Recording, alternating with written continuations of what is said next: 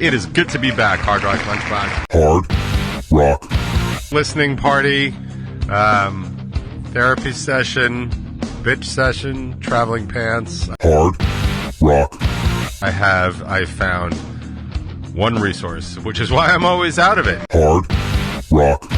Marjorie Taylor Greene might be the dumbest on the planet, and if you don't think so, then I'm incorrect, because that makes you the dumbest on the planet. Hard Rock. Why am I getting an echo? Hello? Echo. Hard Rock. Little things like, I don't know, Super Bowl. Hard Rock. They gave me a Chevy Pacifica, which, if you don't know, is the mother of all soccer vans. Hard Rock. Picture this show, but like you're at a dinner party with me. Hard Rock. I'm not Napoleon or like, you know, Alexander the Great. I'm not even Alexander the Good. Hard Rock. Like, seriously, like JFK TSA can go f*** itself. Hard Rock. Not only are you not alone, but you are not alone. Hard Rock. Venue anxiety. I think I'm the only person that has it. They might as well just name the thing after me. Hard Rock. There were like 6 people in this place, and it was kind of chill, kind of quiet. SpongeBob was on TV. Everything was coming up Millhouse. Hard Rock. I gotta get me one of them expense accounts. Hard Rock. Whoever this chick was working on this Wednesday night did not expect to be making 750 drinks in an hour. Hard Rock. You know what? That's power. Hard Rock. Restart required. Yeah. Sorry. I'm busy there, computer. Hard Rock Lunchbox.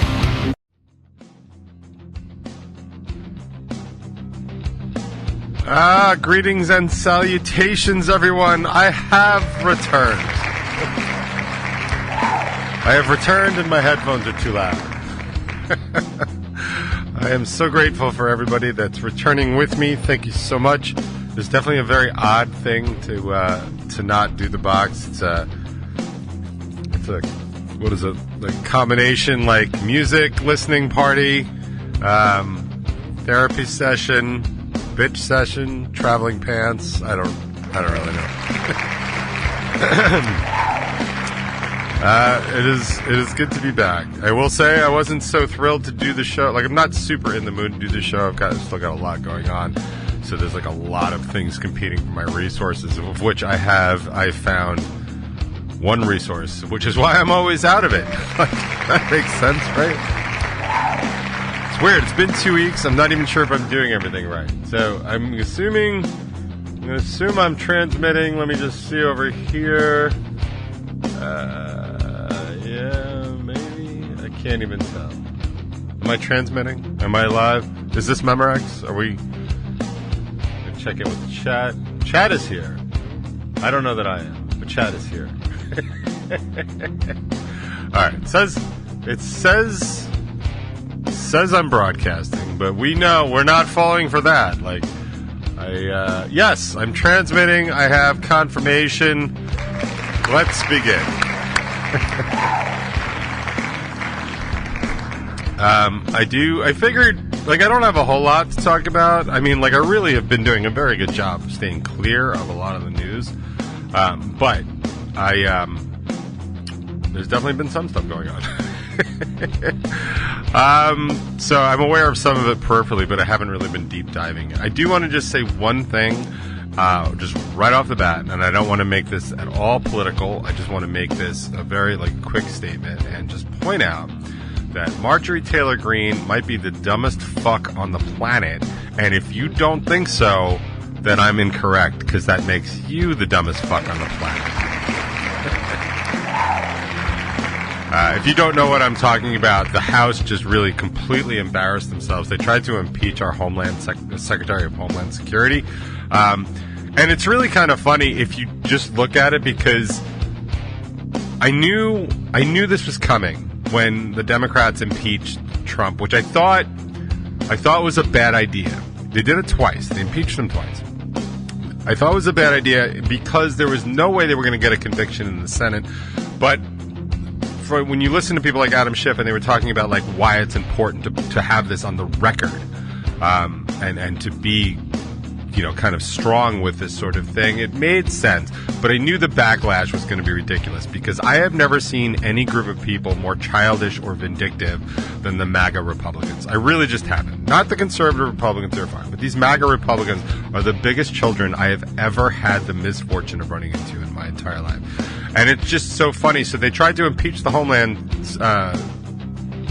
Security Secretary, but they actually produced no crimes and misdemeanors, and what they were saying is that we want to impeach him so that we can investigate him, which is not how you do things, right? That's not, you don't convict people and then try and do that. So on its face, it was bananas. And also on its face, completely devoid of any constitutionality, which I think is fun. So I thought it was really ridiculous and disgusting anyway, but it was nice that it didn't pass because Mike Johnson, as the Speaker of the House, called this floor vote and expected to win and then didn't because he's an idiot and his party is full of idiots.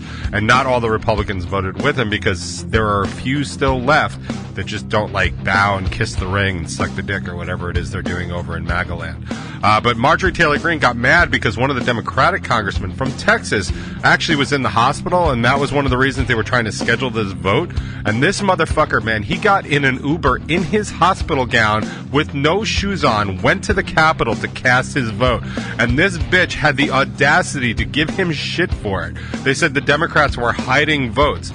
Yo, dummy, we can vote, or not we, any party can vote, any congressperson can vote whenever and however they choose. The fact that you think the Democrats were hiding somebody to somehow tank your stupid impeachment is it just highlights how fucking stupid you are. And honestly, what a piece of shit you are, and what pieces of shit you must represent in your party and in your constituency. Go fuck yourself, Marjorie Taylor Greene. I said it here, it is good to be back, Hard Rock Lunchbox. How's everybody doing? Everybody all right? All right, cool. Things going well? It's always a no! Yeah, that's about right.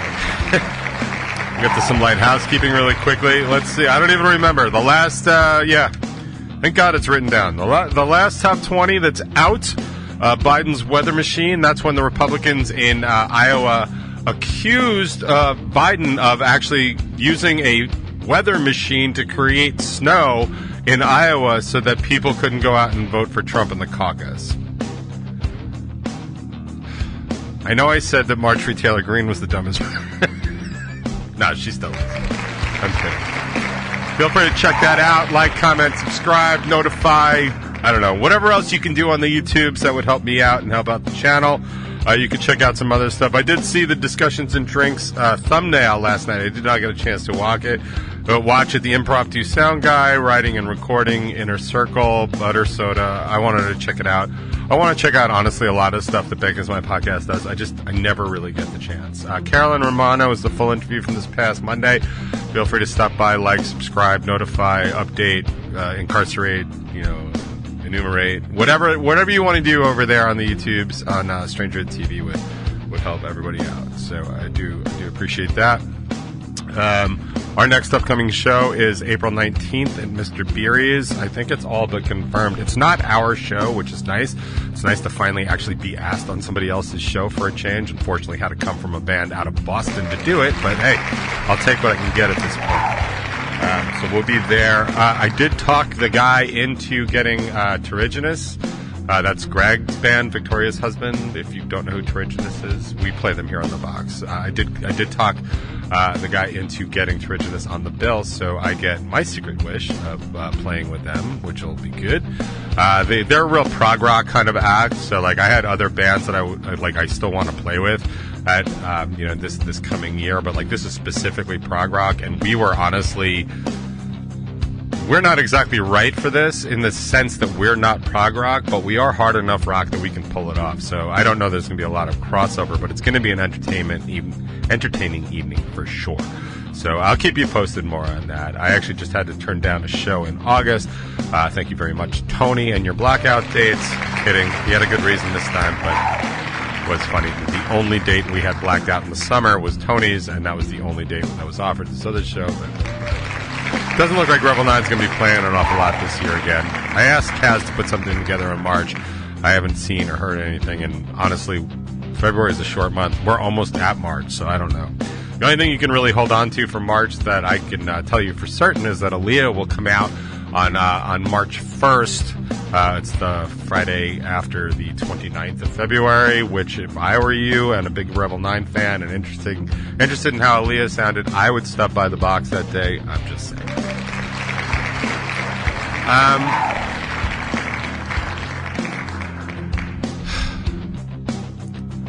I have like a lot of like stuff to talk about. Like I could talk about. I honestly don't even know what would be like super interesting.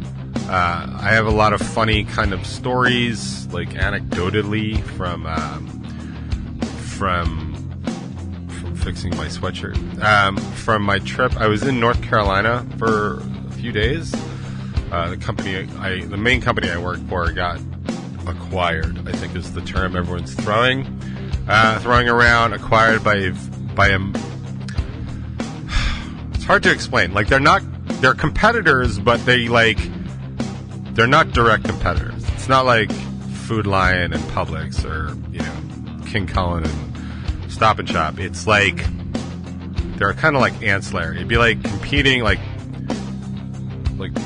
Trader Joe's and Stop and Shop, or like Whole Foods and like King Cullen. Like they're in the same industry, but they're kind of like different things. So they're actually creating a partnership. What's actually interesting about it is now with this, because they called it an acquisition, but it's also kind of like a merger. But the way this merger works with the existing company, the final product, is actually going to be the largest logistics company for live sports and entertainment in the world, which that's pretty cool. And to kind of give you an idea of what that means, I know that the company that I work for and have worked for, like we are responsible for the logistics for all the broadcasting that goes down on little things like, I don't know, Super Bowl. It's like kind of a football thing that's going on this weekend if you've never heard about it. Anytime you see like the World Cup going on, like we're in charge of the broadcast logistics for that too. But this other company that we're with is huge in the international market, but their primary is mainly live music. And to give you just a taste of what they do, they are the logistics company that just handled the Kiss tour, Taylor Swift, and are currently working on the Pink tour. So yeah, little shit like that. Now that's the company I kind of work for. And the reason I went down there was basically to meet the other team and just sort of hang out. And it was cool. I got to meet some of the tech guys, or two of them rather, and I liked them both a lot. They were cool dudes, and we had some interesting stories.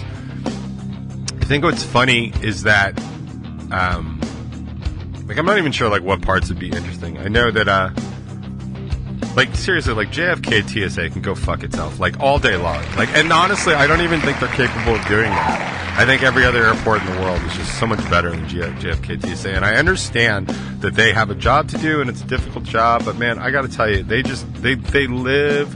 live to screw you over. Like, and I don't even know that they're doing it on purpose. They're just so good at doing it that it just kind of accidentally happens at this point. But I'm not even sure that would be a good story, so I'm not even going to bother with that. I will tell you, one of the funnier things for me was that I've been self-employed for years, like decades, right? Like I ran my own company, and I still do. Like I still have my own company. I took an employment agreement with this company a couple years ago, for a bunch of reasons, for some tax purposes, for some sort of security on the job, some benefits and stuff. Like, I'm not getting any younger. I don't know if you noticed that, but I'm not getting any younger. I'm not Benjamin Buttoning my way through life. But there are things, that are kind of like important that I wanted to sort of align with. So they offered me like the bare minimum to get all these benefits, so I took it. So that's kind of what I do 3/4 of my week. But I've always been ancillary to like the corporate culture. I work alone. I work in my own office. Even when I've worked at companies, because I work in IT, I tend to have my own office, which is funny. Like I have a company I used to work for in Great Neck. I used to go there every single Thursday, 4 hours a week. I had my own office. I was only there, and there was another company I used to go to in Connecticut where I had my own office there too, because it was a server room, so it was too loud for anybody to be in. So I've always been like around corporations. Like, why am I getting an echo? Hello? Echo. Wow, where is that coming from? Echo? Let me pull this out. Phrasing. I pulled this out. Echo. Restart required. Yeah. Sorry. I'm busy there, computer. Restart required?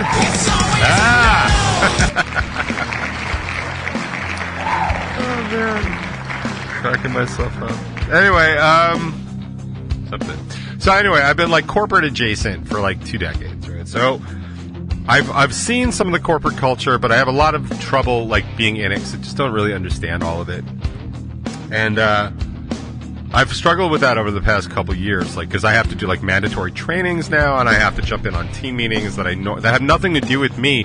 But the corporate culture is one of meetings and waste, right? Like that is one of the reasons, like because the deal was like I signed up for X amount of hours, but then like a lot of those hours were getting consumed with stuff that I would never do as a contractor because I'd be wasting my client's money. But as an employee, apparently it's fine. And not only is it fine, it's expected of you, which is like just very hard for me to wrap my head around. But I've done a pretty good job over the past couple of years. My boss is super accommodating and understands that I just don't necessarily work in that particular lane very well. So it's really only when I have to. And it's gotten pretty good. But so this was really the first business trip I've ever taken where I was a total corporate crony entity. I don't even know what the word would be. Whenever I've gone away for business, like it's always been like on my dime, but like, you know, I charge a client a premium for the time that I'm on site because you have to end all expenses and stuff. But this is literally like I had to submit a budget before I went, which I didn't know how to do. It was actually really funny. This is how badly I screwed up the budget, since I don't fly all that often and I don't travel all that often because A, it's expensive to have me on site. It just is. It costs money to have me on site because you have to fly me wherever, you know, and put me up. So, and I work better from my office. My office is perfectly set up for me to work really well, super efficiently. Like I have everything I need at my office to do my job really well because I'm really good at my job and I know how to do that. So it slows me down when I'm actually on site. The only reason I ever really go on site is if there's a hardware issue, which I try and get further and further away from, or I need to actually do team meeting level work, which of course you can do on Zoom and Teams these days, but sometimes there really is a need to just sort of sit with the team and go over stuff. And I acknowledge that, and anytime that's been an issue or come up is when I go on these business trips, right? So it's fine. But I had to put together a budget, and it's been so long since I traveled, like I put the budget together for air. So I did trains, planes, and automobiles and hotels to get down there, right? Because I was going down to New Bern, North Carolina. So I take the train and the air train to JFK. So I take a plane from JFK to Raleigh because to fly into New Bern directly, you have to go into Charlotte, this huge layover, and then fly into New Bern, which is like twice the price of the ticket anyway. So at Raleigh, it's a 2-hour drive straight down 40 and 70 to get to New Bern. Like it's a beautiful, beautiful drive, and I actually like look forward to doing that drive sometimes. I mean, some things are better than others, but like, you know, on my way down was great. My way up could, you know, suck a bag of dicks. So it was just, you know, what it was like. But so I did all that, but I'm doing all the budgets. I send in the budget because it was like a hurry. Like I had like 10 days to, you know, I had to be there in 10 days. So I did the budget, put it together, and then I had to get approval. Like my boss was like, you're definitely going to get approval. So, but like I still had to go through the process of doing it, which I find is ridiculous. Like I'm doing all this work. Why don't I just click buy now? Because everything's changing anyway. And that was really the funny part. So I put in whatever the budget was going to be for all these things. And then like she was like, yeah, go ahead and book it. So I did it over the weekend. And then I booked it. And then it was so funny because I forgot about these things called, you know, taxes, fees, all these other ancillary charges. And it ended up being an extra $300 on the budget. And I was like, this is airline fees and taxes, hotel fees, which I should have known, hotel fees and taxes. But like, even like the Avis thing, like I had just rented like a car because I had to use like Avis because it's their thing. And I rented a car and I just took the first car because I was in a hurry. So it was like a Ford Edge or whatever. And it was like some ridiculous amounts. Even when I went back in to do it, like I was like, oh, I'll just take a smaller car, a Kia Soul or something like that. And honestly, I wanted to check out the Kia Soul anyway, just give it a ride. By the way, when I ended up getting there, they gave me a Chevy Pacifica, which, if you don't know, is the mother of all soccer vans. I know it's just. It's such a blast driving that thing. I was like, I'm sure I'm going to pick up a soccer team on the way there. I'll just drive them wherever they need to go, whatever. But it was just funny. So like, by the time I actually bought everything, like the taxes and fees and all those other things, were like an extra $300 on the trip. They were like, yep, that's about right. I was like, Jesus Christ, man. I just, like, in the back of my head, I'm like, if you have all this money for travel, like, I feel like you have money for a raise, but like, I'll handle that. But here was the thing that I thought was really funny. Now, and just because I'm running out of time, so maybe I'll just dribble in some other stories, because I did have some stories from the trip, but this is the thing. So the main thing I had to get down there for, like, is I had to get down there for this town hall that was going on Thursday, but then afterwards they were like, you have to get to this dinner on Wednesday night. I'm like, yo, I'm flying all day. Like, I'm traveling all day Wednesday to get down there, and they're like, you have to be at a dinner at 5:30. I'm like, unless we're having it in Raleigh and at the airport, like, there's just no chance. So they moved it, but I had to go and I had to meet with my counterpart for tech, and then the head of global IT, and like, I was going to meet somebody else, but he ended up not making it and stuff like that. So I had to get down to this dinner, which I was stressing. I stress it a lot because, like, I don't know how much of this has come up, like, while I've been on the air. I'm sure all of it has come up at one time or another, but like, of all the social abnormalities that I have and the social anxiety that I deal with kind of like on a regular basis, like, some of the things I really have problems with, I hate small talk. Absolutely hate it. I'm not good at it.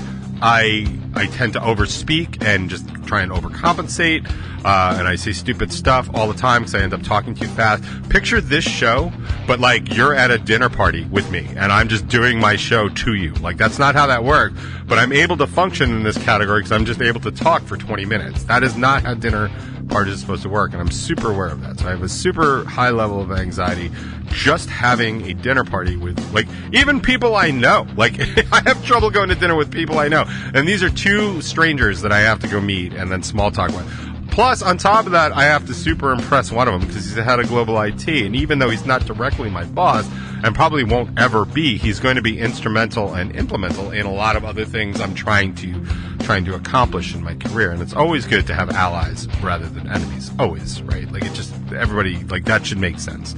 I'm not somebody that, like, feeds off the blood of my enemies. Like, I'm not Napoleon or, like, you know, Alexander the Great. I'm not even Alexander the Good. Hell, I'm not even Alexander.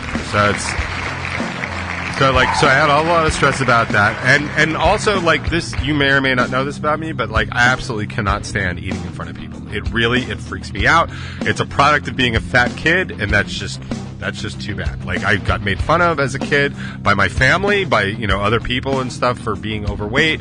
So it just, you know, it's just not something I'm super comfortable doing. And I'm not a fat kid anymore. Like, you know, I'm a pretty heavy-set adult, but, like, I'm not that fat kid, but it doesn't matter because it sticks with you forever, and it's really hard to shake. And I know lots of people have a lot of eating disorders, and I don't mean the big ones. I mean, like, problems, like, in terms of, like, eating in front of people because of judgment and all that other stuff.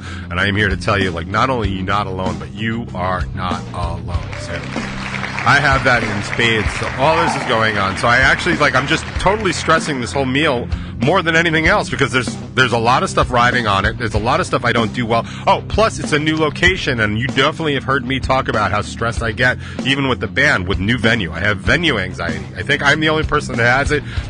They might as well just name the fucking thing after me because I have venue anxiety. If I've never been to a venue for weeks before that, it's like, where am I going to park? Where am I going to sit? Where is the girl going to go? Like, where do I set up? Like, what is my name? Do I have shoes on? Like, all that other stuff. Just rapid. So, like, that's also in there. Like, where am I going to park? Where is this place? What am I going to eat? I'm gluten-free. Like, am I going to be gluten-free, or am I just going to man up and have some gluten, which I ended up doing because I had this really delicious thing that had some toasted coriander breadcrumbs on it. I was able to avoid most of those, but a couple got in there, and those couple were like, mwah! So I'm okay with that. But this is where I'm getting. So, I made a decision to not drink at dinner. I almost never, aside from the fact that I just don't drink that much anymore anyway, I don't drink in, I really try not to drink in public, work, anything. If I do, like, it'll be like a beer, and I'll just kind of, like, really just sort of chill and sip it. Because as, you know, I'm not a recovering alcoholic, but I'm definitely an alcoholic that has alcoholic problems, so I don't engage as often as possible, and I try and I try and box myself in so my limitations are something I can count on. It is not 100% effective, but it's certainly better than it used to be, so I'll take that.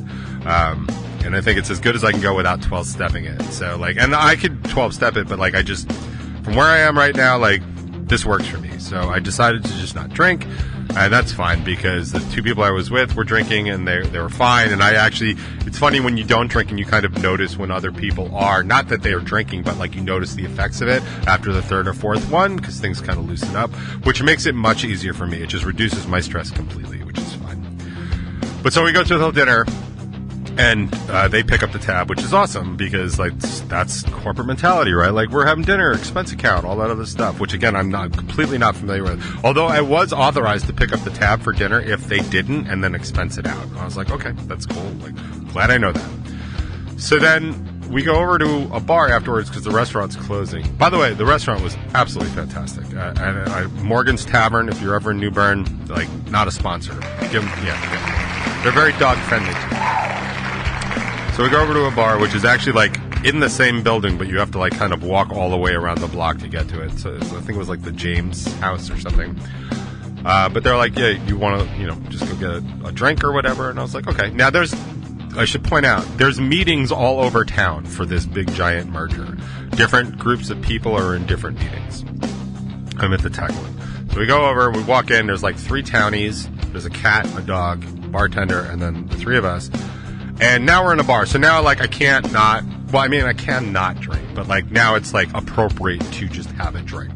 So I order a Jameson shot and a Guinness, and I'm like, cool. This is what I'm going to do, so I'm going to drink. I'm going to nurse this Guinness, like, all the rest of the night. So at that point, I get a text from my boss's husband. He's like, hey, when you're done with dinner, let me know. We're over at the Poorhouse. You can come meet me. Poor, P-O-U-R, because that's super cool. And I'm like, actually, we just walked into the James, if you want to come over here. So he's like, okay, cool, I'll finish my drink and I'll be over there. Now, I've known Tom forever, so, like, I figured that'd be cool. But in that time, before Tom even gets over, with a couple of the dudes he was hanging with, the executive meeting, this is the highest level of all the companies. So it's the 2 companies that are effectively merging, and then, the level of the board members of the parent company, GCL.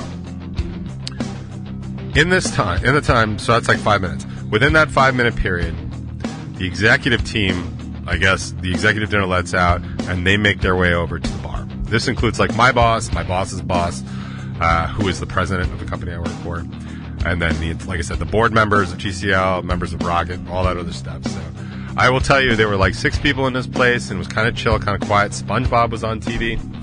Everything was coming up Millhouse for me. Had my Guinness, sipping my Guinness, having my Guinness mustache. Those of you Guinness drinkers, you know what I'm talking about. So now, the executive team walks in. I'm a professional musician. I'll say it. I'm a rock star. I have never heard such an abrupt change in volume in a venue in my entire life. Like, these mothers were lit up. They were having a really good time, and all I could think of was, like, I gotta get me one of them expense accounts, right? Like,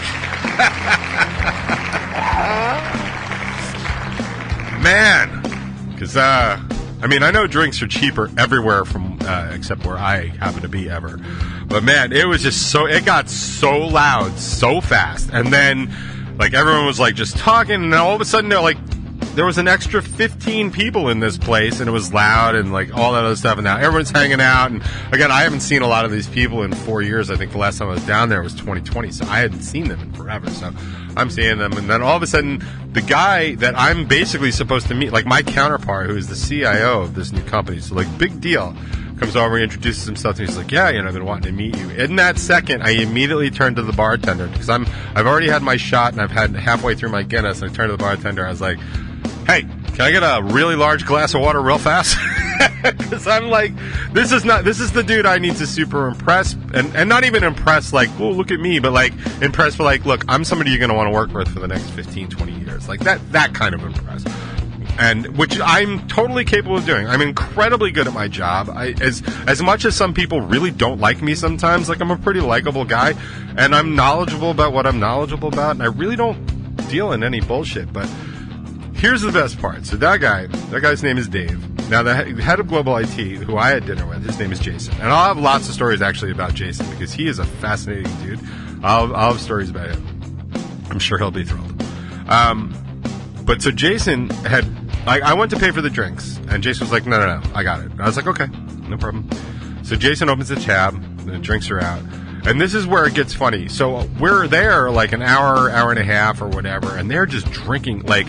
They're making like, I think it was like Boilermakers and old fashioned, like this, whoever this chick was working on this Wednesday night did not expect to be making 750 drinks in an hour. She was just cranking them out. It was just real impressive to watch. All that other stuff.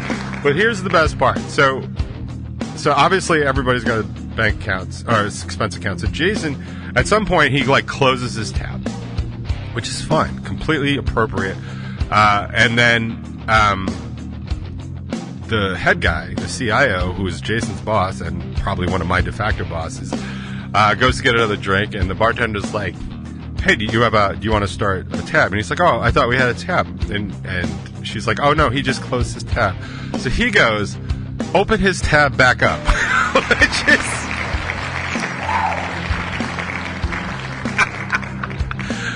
which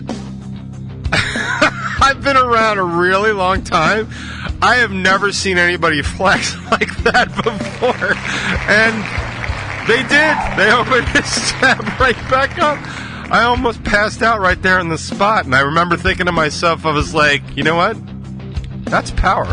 That's real power.